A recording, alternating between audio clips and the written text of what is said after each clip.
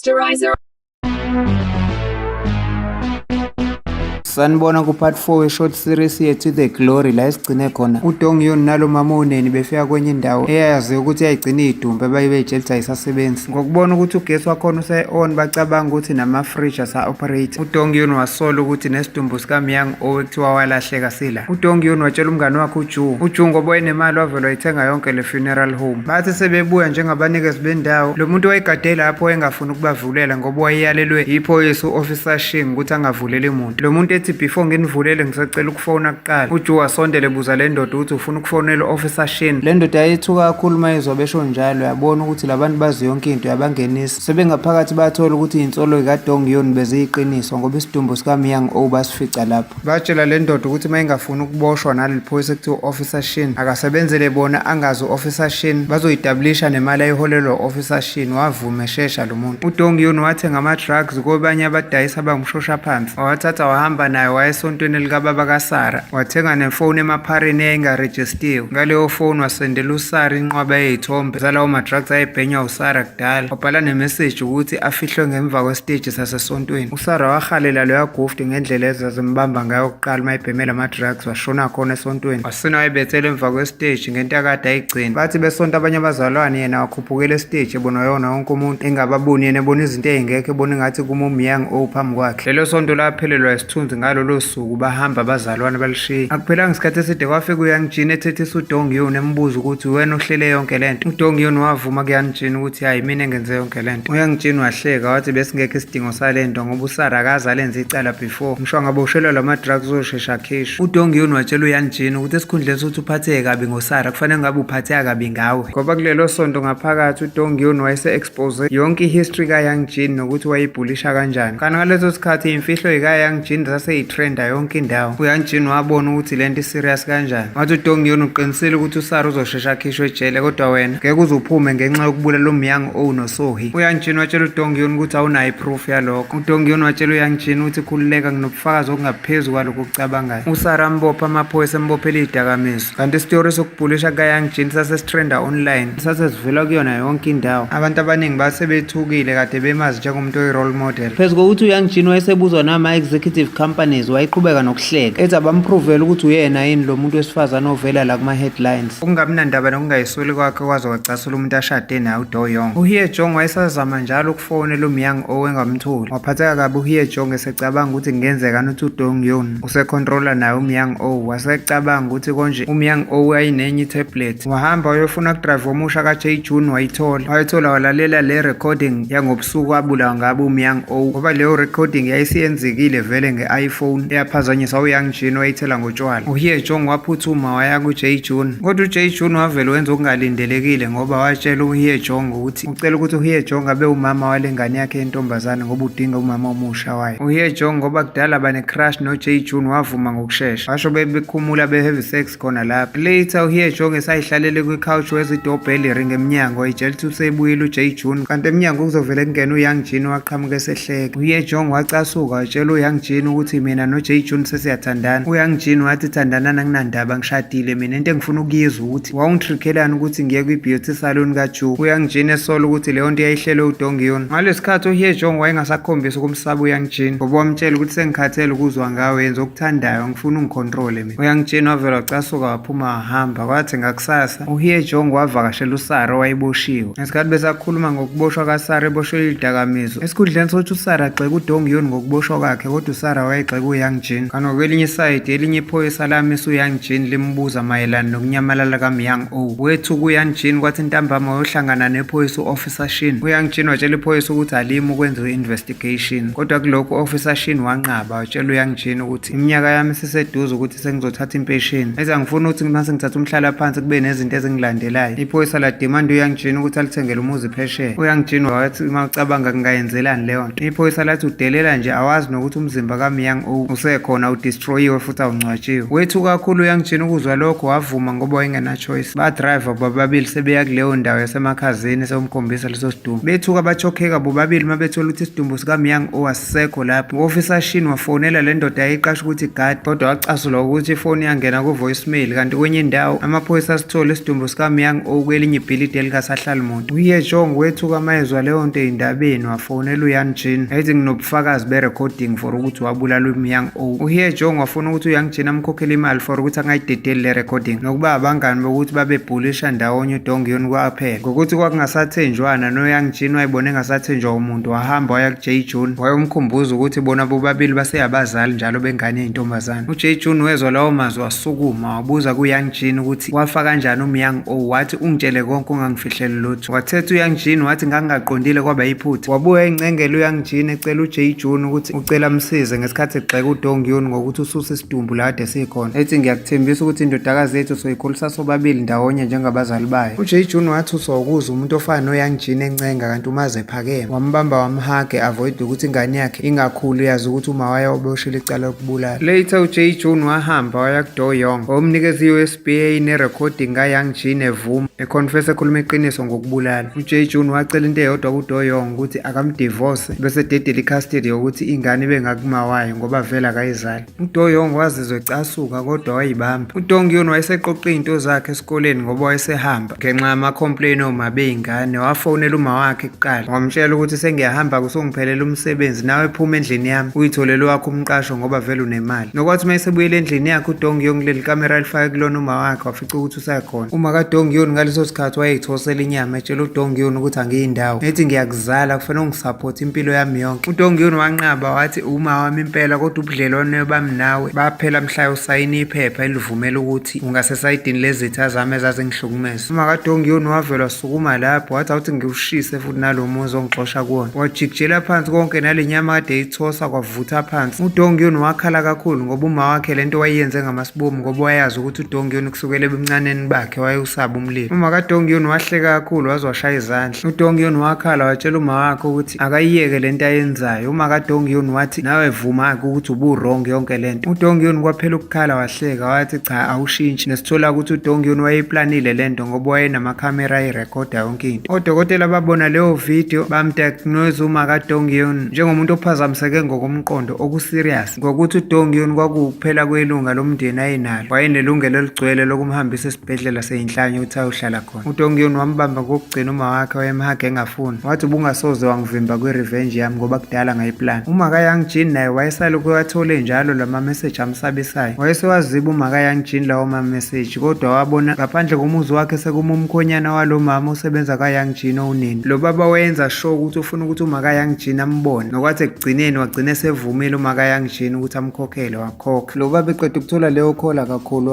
wayincinza ngozipho wazoyishaya ngempama efuna ukuzithi akaphuphi. wathatha ijakhethi yakhe waphuthuma khona lapho eseyolanda leyo mali. kanti uma kaYoung Jean wayeseqale wafonela liphoyisa ekuthiwa u-Officer Shin emcela ukuthi bahlangane ngoba kukhona into afuna bayikhulume. bangena emotweni wayigijimisa kakhulu imoto ngesikhathi u-Officer Shin emkhuza ethi akehlise ispeed, kanti uma kaYoung Jean wenzela ukuyoshayisa lo baba uzolanda imali. u-Officer Shin wabuka lo muntu oseshayisiwe washona ukuthi vele ubebulawe ngamasibomu ngoba uma kaYoung Jean watshela liphoyisa u-Officer Shin ukuthi bengikutshelile ukuthi iqeda ngale case kaMyang O, ubone nokuthi wenze njani ngesidumbu sale ndoda. wethu kakhulu lo mama uneni mayebona isidumbu somkhonyane wakhe eseshonile. waphuma lapha endlini esemakhazeni ngaphandle waseyakhala ngaphandle, kodwa lokhu kukhala kwakhe wayepretend enzela abantu ngoba iy'nyembezi zakhe kwakuyezenjabulo ebonga ukuthi usezokaphumule kuhlukumezeka. ngosizo lwephoyisa elikhohlakele u-Officer Shin uYoung Jean wakwazi ukushesha akhipha uma wakhe ngebheyili, kodwa sebesendleleni uma kaYoung Jean wathi ngeke akwazi ukuya endlini yakhe manje, ucela baqale kumthandazi. bahamba baya kumthandazi, bathi uma befika umthandazi wavukwa umoya waze wacula. uYoung Jean wavele wahamba atshela uma wakhe ukuthi uzobuya azomlanda, kodwa uYoung Jean wathi esehamba wamenyezwa ivoice kaSohee. wethuka wathi mayibheka wabona umthandazi esekhuluma ngezwi likaSohee. wethuka kakhulu uYoung Jean wathi mayiqalaza kwenye indawo wabona kume noDonghyun emile embuka engacwayisi. umthandazi watshela uYoung Jean ngayo yonke into eyenzeka kuSohee, ethi umthandazi kuYoung Jean wena wacasulwa ukuthi uSohee ugqoke impahla ezifana nezakho. kuthiwa lokhu uYoung Jean kwamcasula kakhulu waze watshela uSohee ukuthi akayikhumule manje lezi impahla phambi kwabantu bebuka. abangani bakaYoung Jean okuHye Jong noSara babehleka. uYoung Jean wamdonsela phezulu erufini yendlu. uYoung Jean wathi kuSohee ngithe khumula lezi impahla oyigqokile. uSohee waxolisa kuYoung Jean ethi wathi ngicela ukuyikhumulela ekhaya ngeke ngiphinde ngiyigqoke ngizoyishisa. uYoung Jean washisa uSohi ngesigarette light wathi awuthi ngiyishise manje le impahla wamphusha. Wathi mayekhala uSohi wahleka kakhulu uYoung Jean. uSohi wayesaba ukuwa wabambelela kuYoung Jean kanti uzobamba i-name tag kaYoung Jean ngoba wasekuvutha nento eyigqokile wavela wamphusha uYoung Jean wayoshayeka phansi kwi-floor uSohi washona. uDonghyun ngaleso sikhathi waye downstairs wezwa umsindo waphumela ngaphandle wayobona. uDonghyun wabona ukuthi uYoung Jean ophushe uSohi. uYoung Jean wafonela uma wakhe wamtshela wathi uma kaYoung Jean phuthuma uhambe lapha iphoyisa u-officer Shin uzolungisa yonke into. Kodwa elinye iphutha elenziwa uYoung Jean wawisa isigarette lighter yakhe. Nokwathi later uDonghyun wayithola le name tag kaYoung Jean wayifaka kwi-complaint box ebhokisini lamaphoyisa leyikhalazo njengobufakazi, kodwa leyo name tag ayifikanga ezandleni zamaphoyisa ngoba uma kaYoung Jean owayembonile uDonghyun wanyonyobha wayikhipha wayigcina yena isikhathi eside. uYoung Jean wachokeka mayetshelwa umthandazi zonke lezi zinto. Umthandazi wavela wavukwa umoya kakhulu ethi uyacela ukuthi lo mphefumulo angakutholi ukuphumula. Lowo mphefumulo uphuma ushiye umhlaba wabantu abaphilayo washayeka phansi umthandazi. Umthandazi wavela wavaleka ukuphefumula wagcina eseshonile khona lapho. uYoung Jean wahlohla amehlo esethuke kakhulu kunakuqala ngoba noDonghyun yamthusa kakhulu leyo nto wafuna ukukhala. Waphuma lapho uYoung Jean waphuthuma kumkhonyane wakhe uDoyoung eyomcela usizo. uDoyoung watshela uYoung Jean ukuthi akakhethe phakathi kwezinto ezimbili ukuthi uyayinikela emaphoyiseni aboshwe noma uyadivorsa naye bahlukane. uYoung Jean wakhetha idivorce bahlukane kunokuboshwa. Lelo daba latrenda kakhulu kuma-TV nakuma-radio nakwi-social media. owesifazane osaziwayo waku-TV udivorce nosozimali owumkhonyane wakhe. uYoung Jean wahleka kakhulu mayesebona indlela ey'trenda ngayo lezo yindaba esezama ukufihla nanalokho okuphatheka kwabi kwakhe ayenako. ngalobo busuku wabuyela ekhaya uma kaYoung Jean wethuswa ukubona uDonghyun emegeyithini. uDonghyun wathi kuma kaYoung Jean nginobufakazi obugcwele ukuthi ushayisa indoda wayibulala. wathi uma ungafuni ukuya ejele nginikeza i-name tag kaYoung Jean. ezungezwe iy'ntatheli uSarah wayesephuma ejele wayengayekile ukugxeka uYoung Jean naphambi kwazo iy'ntatheli ethi yonke lento ingenxa kaYoung Jean. For ukupay revenge uSarah naye wa-upload ividiyo kaYoung Jean ebhulisha le ntombazane ekuthiwa uSohi eseyashona. naleyo video kaYoung Jean eyayiposte uSarah yatrenda kakhulu nalabantu ayesebenza nabo bamxwaya bambuka ngamanye amehlo. umnikazi wekhampani wabuza kuYoung Jean iy'mpendulo kodwa uYoung Jean wathi ibhosi yakhe asisekho isidingo sokuchaza wayinikeza i-resignation letter ukuthi useyawuyeka umsebenzi. le ndaba yaduma yaze yaziwa ngisho ingane yakhe uYoung Jean ngoba wathi uyayibamba yasusa izandla zayo yatshela uma wayo ukuthi angayibambi. uYoung Jean ngokubona lokho wadecide ukubiza i-press conference nokuyilapho agcine evumile khona ukuthi wayebhulisha uclassmate wakhe kodwa wayesemncane esaphethwe nayingqondo yobungane engazi lutho. kodwa mase kukhulunywa ngelokubulala waphika wathi cha uyasukelwa ngoba umsulwa la. wakhuluma ngesibibithwane ezingathi uyakhala ethi uyena obeyi-victim la ngoba nabazali bakaSohi base beneminyaka bemhlukumeza. watshela abantu ababephambi kwakhe ukuthi uSohi wayibulala ngoba wayesanda kuthola ukuthi ukhulelwe kanti i-boyfriend yaphika. nokwathi later lezi ezayibhulisha uDonghyun kudala zahlangana zonke emngcwabeni kaMyung O.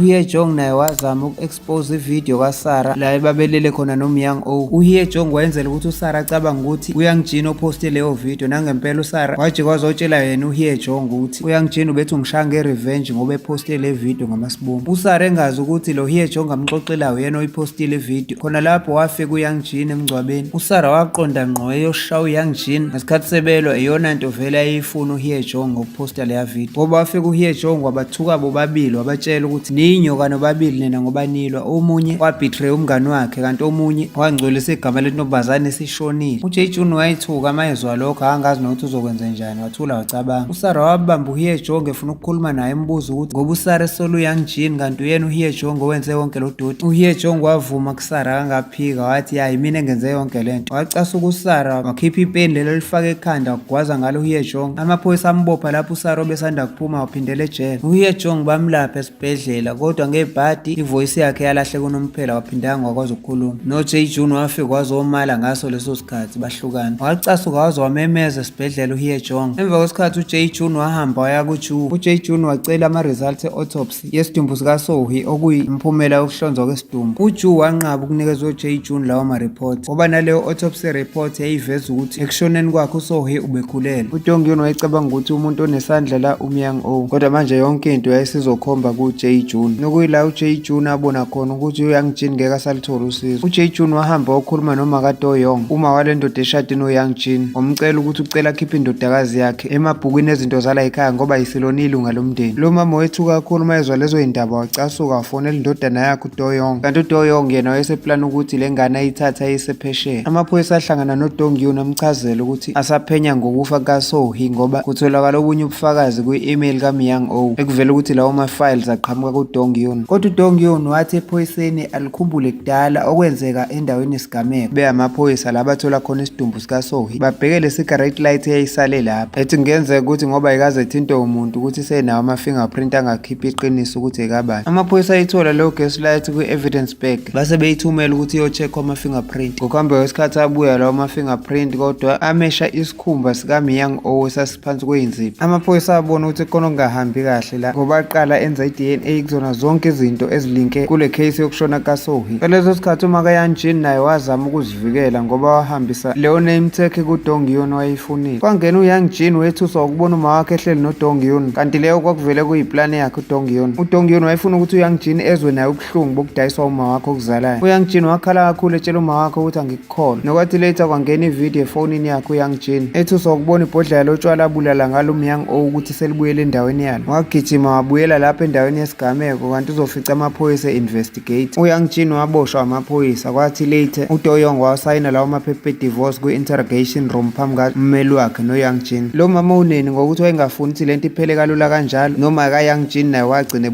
eboshelwe ukushayisa indoda ngemoto ayibulale ngamasibungu. Emva kwesikhathi uDong Yun wavakashela esibhedlela wabuza kuHye Jong wayesalalisiwe lapho emva kokugwazwa uSara ngepeni ukuthi usafuna nokupheka irevenge kuJae Jun. uDong Yun wabeka omunye umjovo eceleni kaHye Jong wathi choice yakho. Nokwathi sedischarge uHye Jong wahamba wavakashela uJae Jun ebusuku. Wafika nesikhwama sakhe uHye Jong ethi uzolanda izinto zakhe ezayisalile ngoba uJae Jun wamala wamngenisa uJae Jun. Wathi mayihamba uJae Jun eya kwenye indlu wasala uHye Jong wajova ama-eye drops kaJae Jun ngalo mjovo awunikezwe uDong Yun. Nokuthi ngakusasa uJae Jun wahamba esikoleni eyobheka indodakazi yakhe kodwa omema abafundisa ingane yakhe bamtshela ukuthi ayisafundi la ingane yakhe isiyenzele i-transfer yokuyofunda phesheya. Wacasa ukuJae Jun eseyitshela ukuthi vele uDong Yun owenze lento wamfonela waphinde wacasula nawe ukuthi ifoni kaDong Yun ingena kwi-voicemail wadrive imoto. Jae Jun eseqonde ngqo kuyofona uDong Yun esendleleni aqala baba amehlo njengesifo sasimphatha wakhipha lo muthi wakhe wacontsisela lawo ma-eye drops kodwa kunokuthi abengcona amehlo kaJae Jun kwaba ngathi ayavutha. Wadrive imoto engayiboni ukuthi usesesayidini elirong waqhamuka itruck ka-cement yamshayisa washonela khona lapho. Ngakusasa uDong Yun wavakashela uYang Jin ejele embuza ukuthi useyazizwani manje iy'thelo zemisebenzi yakhe. Wasukuma lapho uYang Jin wathethisa uDong Yun. uDong Yun walikhuluma iqiniso kuYang Jin ukuthi wena akusiwena wabulala uMyang O. Ngenkathi ephuma uYang Jin esetatazele eyofonela iphoyisa u-officer Shing wasala wavuka uMyang O kodwa wahuduleka ngesisu uMyang O wayongena kwesinye isitolo esiwumakhelwane ethi uyocela usizo komunye wesifazane kanti lo wesifazane wakwahlukunyezwa uMyang O negroup yakhe ebavulela icala bangaboshwa kanti naye wayefunda esikolweni esisodwa nabo Dong Yun ebhulishwa njengayo uDong Yun. Lo sisi wacela usizo kuDong Yun wamtshela ukuthi usebulala umuntu kanti uDong Yun wayazi konke ukuthi kwenzakaleni wabuyisela lelo bhodlela la kade likhona. Wasendela uYang Jin leyo video waphuthuma khona uYang Jin kanti uzofica amaphoyisa njengoba wayeplanile uDong Yun. uDong Yun wahleka uYang Jin wathi buka ngoba uboshiwe ayikho nendlela yokuyiprove ukuthi awumbulalanga uMyang O kodwa icala uzolithwala. Kuthiwa ejele uYang Jin iy'boshwa zazombhulisha ngokumbuza iweather ngokuthi wayengena choice wayesisho isimo sezulu. Ngalokho-ke yayisiphelile i-revenge kaDong Yun. Nokwathi ntambama wahamba ohlangana nalo mama uneni wamnika enye imali eningi wamtshela ukuthi afocus ekuphileni impilo kade eyifisa ukuyiphila. uDong Yun wavalelisa kulo mama wahamba lokho kwaba buhlungu kulo mama kodwa engayekile ukubonga kuDong Yun ngento amenzela yona. uDong Yun wafonela umngane wakhe uJu emtshela ukuthi ucela bayohlangana ngasolwandle wavuma uJu. Sebelapho uDong Yun noJu wayezizwe ejabulile uDong Yun engayekile ukusmayila etshela uJu ukuthi ekugcineni usezizwe ekhululekile kodwa naye uDong Yun wayezizwe engathi ufuna ukuyibulala ngoba wathumela uJu ukuthi ayothenga something esupermarket. Uthe esahambile uJu wafona uDong Yun wathi bengifuna ukuvalelisa kahle ngikubonile ngeyophinda ungibona. uJu wethuka wagijima waya la kade bekhona noDong Yun wafica ukuthi akasekho kanti uDong Yun wayeseme phezulu ebuilding ngoba ethi uyaqeda ngempilo yakhe eseshisa zonke iy'thombe zakhe. Wahamba eseyoma phezulu ekugcineni kwebhilidi eselindele ukuqeda ngempilo yakhe kodwa khona lapho wezomenyezwa ivoice yomuntu wesifazane wathola ukuthi umenyezwa uMakaJu. uMakaJu wayikhala wacela uDong Yun ukuthi ucela size indodana yakhe uJu ngobuhlungu ephila phansi kwabo. Ethi lo mama la esibhedlela kwakusebenza khona ubaba kaJu kwakwalethwa esinye isiboshwa esasiyingozi kakhulu esisatshwayo esasiphelezelwa amaphoyisa sizokwenza i-operation esibhedlela. Kuthiwa bonke odokotela bakuleso sibhedlela babengafuni ukusenza i-operation leso siboshwa kwaze kwavuma yena ubaba kaJu kodwa kuthiwa during leyo operation leso siboshwa savele sabulala yena ubaba kaJu udokotela. uJu bambamba ngoba esefuna ukuyiphindiselela kuleso siboshwa esibulala ubaba wakhe ngoba kuthiwa leso sigebengu sakubona lokho samhleka uJu. Leso siboshwa kuthiwa saboshwa udili kajele kodwa noma siboshwe leyo life sentence lokho kwakungenele kuJu. Kuthiwa njalo lesiboshwa sasivele sibhalele yena uJu yincwadi simchazela ukuthi sasik-enjoya kanjani ukubulala ubaba wakhe. Kuthiwa njalo uJu wayesehlele ephila ngokukhala ethi uMakaJu kuthe makufika wena Dong Yun empilweni yendodana yami wami, bese bonakala ngisho ebusweni uJu ukuthi simbuyelile injabulo. Wathi mayezwa lokhu uDong Yun wahamba wayethempelini wayokhuluma nalo mama owayezoba umamezala kaHye Jong, ngoba indodana yalo mama yacishe yashada noHye Jong. Lo mama wayemkhonzile uDong Yun ngoba sabona nasekuqaleni ukuthi wayengafuni ukuthi uHye Jong ashade nendodana yakhe engathi ngaba uDong Yun, nanokuthi uDong Yun oseqeda iminyaka eminingi evolontiya kuleli thempeli. Lo muntu wayehlangene nabantu abasezingeni eliphezulu kwezomthetho. uDong Yun wayezocela lo mama ukuthi utransfer lesiboshwa sisuswe la siboshwe khona sisiwe ejele laseKorea elingozi kunawo wonke. Wavuma lo mama watshela uDong Yun ukuthi noma yini oyicelayo ngiyakwenzela. Waqasha esinye isiboshwa ukuthi sizoxabana nalesiboshwa esombulala. Lo mama wasesebenzisa leso sigameko njengesizathu sokuthi kutransfer lesiboshwa esombulala. Yonke into yahamba ngendlela ngoba noDong Yun wathola isikhundla sokuba u-instructor oyivolontiya lalapha ejele ngaphakathi, kanti noJu naye wayemukela isikhundla sokuba udokotela wangaphakathi ejele. Wathi sesifika sesilethiwe leso siboshwa sethuka kakhulu masibona ukuthi silindwe uJu. Leso siboshwa sacabanga amazwi okugcina ashiwo uJu mhla ezosibona ejele, ayethi mhla sahlangana ngosuku esiyohlangana ngalo bokwazi lapho ukuthi kuyobe kuphelile ngempilo yakho. Leso siboshwa sabona lapho ukuthi ayisekho indawo yokubaleka, kanti ngakwelinye isayidi lo mama uneni wareceive enye imessage eqhamuka kuDong Yun embuza ukuthi usekulungele ukuthi sebengaphinda basebenzisane futhi. Wajabula kakhulu lo mama mayezwa lokho, wagcoba le lipstick ayikade eyiphiwe uyena uDong Yun, wahamba selungiselela ukuyoqala ukusebenzana noDong Yun. Kanti nasesayidini kaJu benoDong Yun basebelungiselela ukuqala impilo yabo entsha. Bekuyeyokugcina bafethu iphelela lapha ayisaqhubeki. Bafethu khona omunye umuntu olokhu engibuza la icomment yazi uzozathi ngiyamziba. Khona umuntu obuzile la, angazi uSiphamandla bani, Siphamandla Masuku. Mfethu bengingakuzibi. Uyabuza kuSiphamandla ukuthi kwenziwa yini le mali yama-movie aseKorea igcwalisa izikhwama ezinkulu. Bafethu imali yaseKorea incane ngisho kuya la eSouth Africa. Thina irandi lethu likhulu kune yaseKorea. YaseKorea imali ibizwa ngewon. Iwon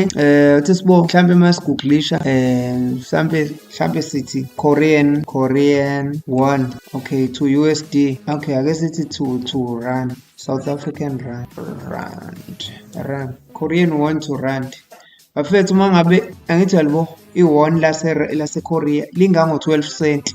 Wala ngendlela elincane ngayo iwon lincane kangangokuthi lingango 12 cent. Futhi thina nje mangathi nje u1 rand wethu ake sithi u1 rand South African rand ayisinje ishumi la South Africa lilingana no 86.158 cent. 86.158 cent ishumi lethu ngendlela encane ngayo imali yaseKorea.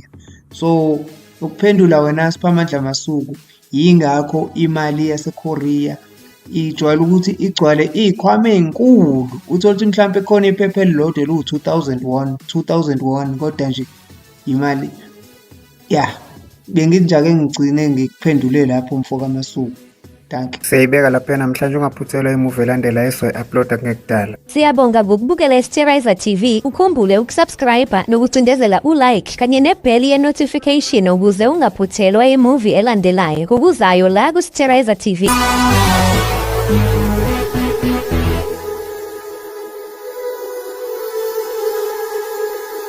Sterizer TV.